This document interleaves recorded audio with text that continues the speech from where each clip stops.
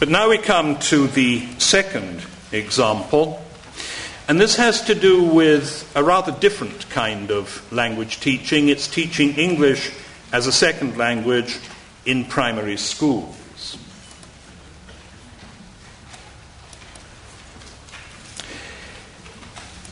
A new challenge for Irish education is that since the early 1990s, unprecedented numbers of migrants have come to Ireland, refugees, asylum seekers, economic migrants. Some of them stay for a long time, some of them don't stay for long, some of them stay for a medium time. But the fact is that whatever the status of their parents, all children and adolescents resident in the state are obliged to attend school. At primary level, ESL, English as a Second Language pupils, may enter school at any age between 4.5, that's the age at which we begin school in Ireland, and 12. They may arrive at any point of the school year. They may have some English, a little English, or no English at all. Their domestic circumstances are infinitely variable. And they may or may not have previous educational experience. Children, for example, coming from Central and Eastern European EU states, where parents may have jobs in Ireland, are unlikely to have been to school because the school beginning age is later there than with us. How does our system cope with these numbers of pupils? They're assigned to a mainstream class, is the first thing, usually on the basis of their age. They're provided with a maximum of 2 years English language support on a withdrawal basis. In other words, they're taken out of the mainstream class for usually an hour a day when they work on things that are relevant to what's happening in the mainstream class. The government funds this support according to the number of pupils in the school who need it. If you have 1 or 2, you don't get anything. If you have between 3 and 13, you get enough money to buy in some extra teaching hours. If you have between 14 and 27, you get 1 extra full-time teacher. If you have 28 or more, you get 2 extra full-time teachers. And if you get 42 or more, you get 3 extra full-time teachers. So the best situation to be in is to be the principal of a primary school with 42 non-English speaking children, 3 full-time extra teachers. You can put on a fantastic program of withdrawal teaching with mainstream class support by the teachers working in rotation. It's not so funny if you're the principal of a large primary school in the west of Dublin where you may have 150 of these pupils, but you've still only got 3 full-time teachers. Into this picture comes Integrate Ireland Language and Training. This is one of my hobbies. This was first established back in 1999 as the Refugee Language Support Unit. It was attached to the Centre for Language and Communication Studies. It was then re-established in 2001 as Integrate Ireland Language and Training, and it's a campus company of the university but with charitable status, which means that it doesn't, of course, make a profit, neither does it pay me. The principal tasks of Integrate Ireland are these: to provide ESL courses for adult newcomers with refugee status. They're the newcomers that the government accepts it has an obligation to provide English language courses for. And then what we're going to be concerned with for the next few minutes here, to support the teaching of English as a second language to newcomer pupils or students in primary, post-primary schools. What we had to do was to devise a curriculum, a pedagogy, assessment, and mediate all of that through in-service. Now, the basic requirements, we thought, of an ESL curriculum had to be these. It must reflect the purpose of ESL support, which is to give ESL pupils access to mainstream education. It doesn't matter if the language support teacher doesn't teach her pupils how to go to the newsagent and buy cigarettes for their father. They shouldn't be doing that anyway, of course. It does matter that the language support teacher is giving them English which will facilitate their access to what's going on in the mainstream. We think a curriculum needs to describe progression in learning. If it's going to be useful for teachers, it mustn't simply say what the goals are, but it must give some idea of the steps along the way. It's got to make sense to teachers as well. There are many, many curricula that you would spend a long time trying to make sense of, not necessarily to your ultimate advantage. It must be presented in a form that encourages and facilitates frequent use. It's got to be user-friendly. It must support a communicative pedagogy and the development of communicative teaching materials. The teachers who provide this ESL support are not specialist language teachers. They're specialist primary teachers. And it's astonishing how everybody reverts to, in our Ireland anyway, everybody reverts to how they were taught French if they're invited to teach English. In other words, they start teaching irregular verbs. Now, the Common European Framework, because I and the colleague working with me on this project were well familiar with it, seemed an obvious model and source to draw upon in developing this curriculum. But of course we had to adapt the framework. First of all, the descriptors in the framework imply mostly adult communicative behaviour based on an adult range of experience. The extent to which you can adapt the upper levels of the framework to younger learners is seriously limited for that reason. The framework focuses mostly on language use outside educational contexts. But of course our ESL curriculum had to focus on the communicative use of English as the medium of primary education. In other words, it was learning for learning. It was learning for school. It wasn't learning for something that might or might not happen outside school. Note that because the purpose of our curriculum is to bring pupils to the threshold of full participation in the mainstream, we don't in any case need to worry about those higher levels. We need A1, A2 and B1, which is threshold level. Threshold, the level at which you cross the threshold into membership of the target language community. How we went about adapting the descriptors, the levels and so on, well, of course we went and observed a number of Irish primary classrooms and drew up a checklist of typical modes of classroom communication. One of the things that the Council of Europe is very insistent on in the portfolio is that all 5 skills must be present, including, therefore, spoken production.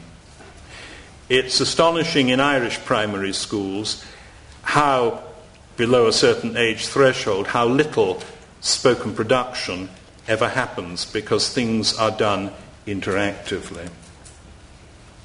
We then familiarised ourselves with the multi-volume primary curriculum.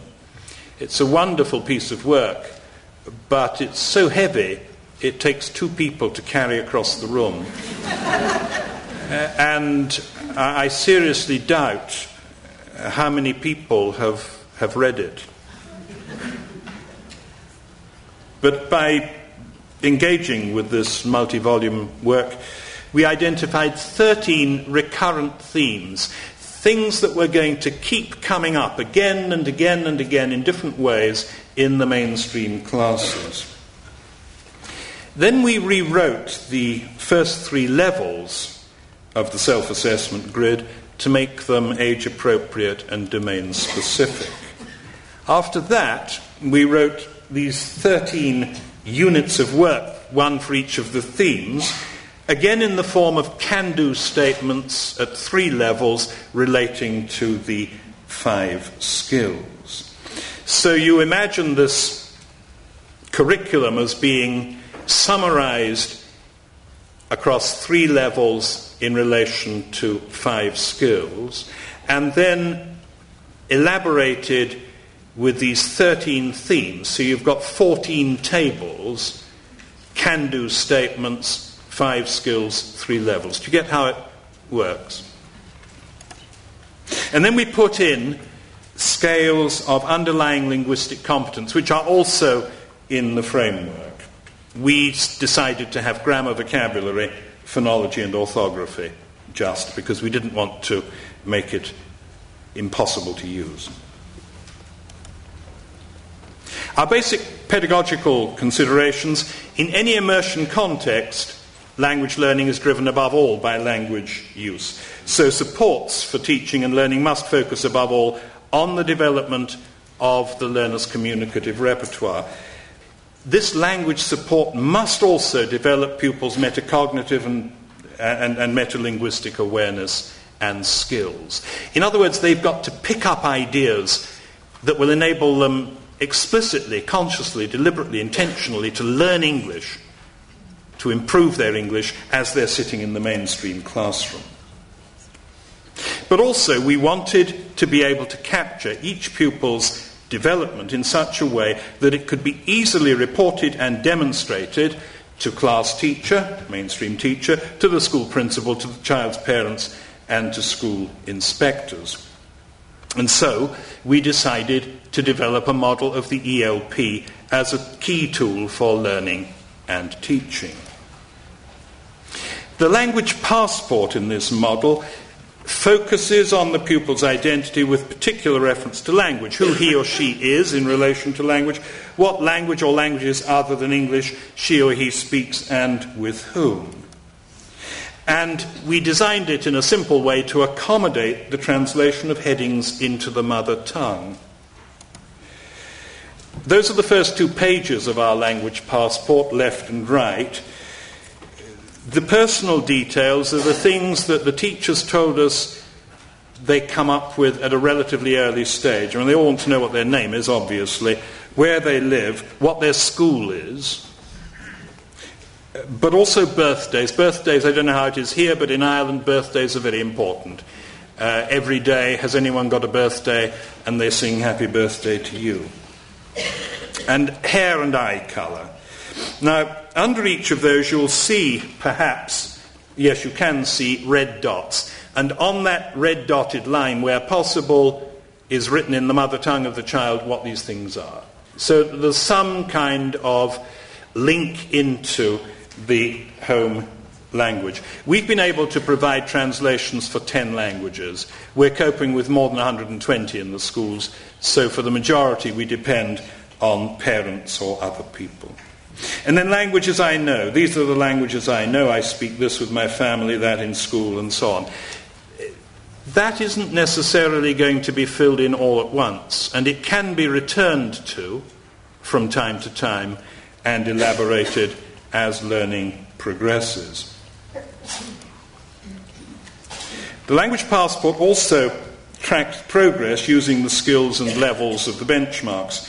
So you've got for listening and reading the way of gradually plotting progress from the very beginning of A1 through to B1, and the same thing for the productive skills of speaking and writing. The language biography focuses on the pupil's daily exposure to language, hearing, speaking and reading. It also focuses on learning how to learn, the explicit development of metacognitive and metalinguistic awareness. So here are a couple of language biography pages. On the left, where I use and learn languages, again, something that isn't necessarily filled in only once, but can be returned to, can be exploited as a sort of stimulus for various kinds of classroom activity. But it's important to develop the awareness of these children that language is something that is very vibrant and changing in the general environment. It's not just that they have one language at school and another language at home. It's that on the way from home to school, they may well encounter any one of a number of other languages. How I learn. When I want to learn and remember new words, I do this, that, and the other. Again, recursive, explicitly focusing on learning strategies, things that the learner needs to be able to quite consciously take into the business of mainstream learning. And we have detailed checklists for the 13 units of work. So if you imagine our benchmarks, as we call them, the curriculum, with the overall summary curriculum and the 13 units of work, each of those descriptors in the units of work is turned into a checklist like this. So we've got all these can-dos, on average 5 per level, one for each skill.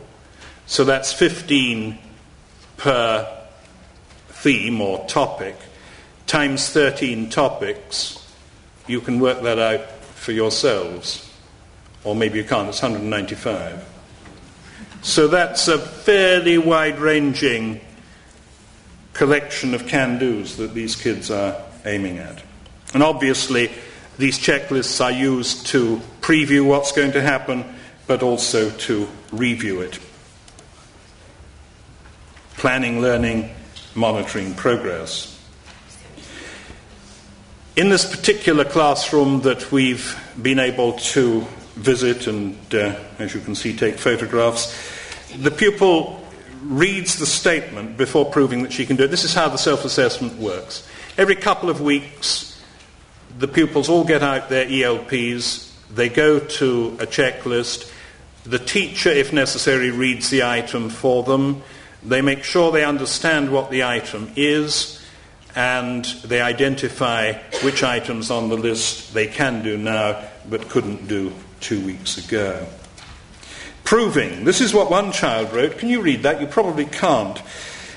I can name most of the food that we see in the supermarket. This kid wrote apples, oranges, etc. I can name the different clothes that I wear, jumpers, coats, trousers, and so on and so forth. I can ask for food and sweets in the shop. No. Because she came from an Islamic family and she wasn't allowed to go to the shops. I can describe the sort of meal that I like best, rice and burgers. I can describe how food is prepared in my home, and then she gives you a little recipe for boiling rice. I can read about how to stay healthy by eating the correct food. Balanced diet, she writes. And then the teacher puts a date stamp against the icons that the kids colour in as things they can do, and they've proved that they can do it. And this is a very, very useful reporting function getting built into this, because it then becomes possible to see the progress through time. In the dossier, we have a table of contents page that looks like that. We have open pages related to the units of work. Myself and my family is, I think, the very first unit of work. We have additional worksheets of various kinds. There's one on time, days of the week. The days you go to school, that's important, because Sunday isn't the same for everybody, if you see what I mean. And then it's a place to keep finished work. So in the classroom that we've worked particularly closely with, you get this kind of thing. This is a wonderful activity that with pre-literate children.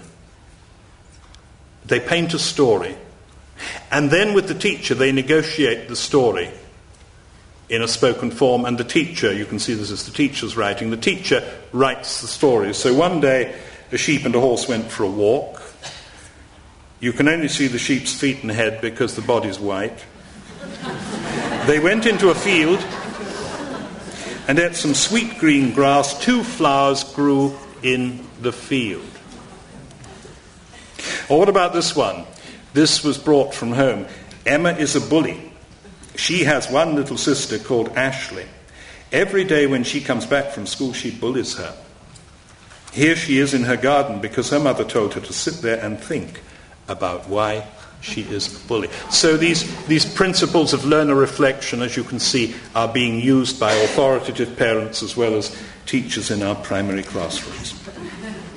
Here's a worksheet that one of the teachers devised where she wrote most of the bits and the kids write in. So my friend's name, Madalna, my friend's age is 8, and so on and so forth. Here's a picture of my friend. You can see that Madalna comes from Angola, but she doesn't look particularly Angolan in the picture. Never mind. That's another way of doing it. And then one of my favourites, this is a page where this boy has written a story. One day Mustafa and his mum went to the park. She put the baby in the pushchair. Mustafa said that he wanted to go on the monkey bars, but his something or other said, don't go far. But suddenly something happened. A thief wanted to get Mum's bag. The baby was crying because the thief scared her, and the thief took the bag. When Mustafa saw the thief, he ran and saw some children playing football and collected the ball and kicked the ball on the thief. The thief fell down.